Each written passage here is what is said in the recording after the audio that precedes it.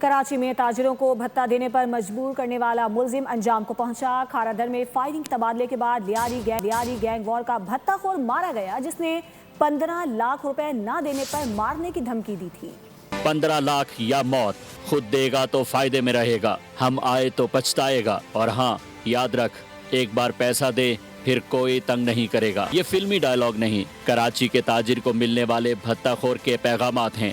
بات پولیس تک پہنچی تو کھارا در پولیس نے جوڑیا بازار کے قریب ایکشن کیا۔ شدید فائرنگ کے تبادلے کے بعد موت کی دھمکی دینے والا بھتہ خور مارا گیا۔ تعلق لیاری گینگ اور جمیل چھانگا گروپ سے نکلا۔ پولیس کے مطابق ہلاک ملزم کی شناخت شاہزیب کے نام سے ہوئی۔ بھتے کی پرچی، موبائل فون اور اسلحہ برآمد کر لیا گیا۔ بھتہ خور نے چند روز قبل جیلانی سینٹر کے تاجر کو دھمکایا تھا۔ 2 مہینے پہلے کھارا در میں بلڈر کو بھتے کی پرچیاں دے کر تعمیراتی عمارت پر فائرنگ بھی کی گئی تھی۔ کامیاب کارروائی پر وزیر داخلہ سندھ نے پولیس کو شاباش دی، ساتھ ہی بھتہ خوروں کو وارننگ بھی دی۔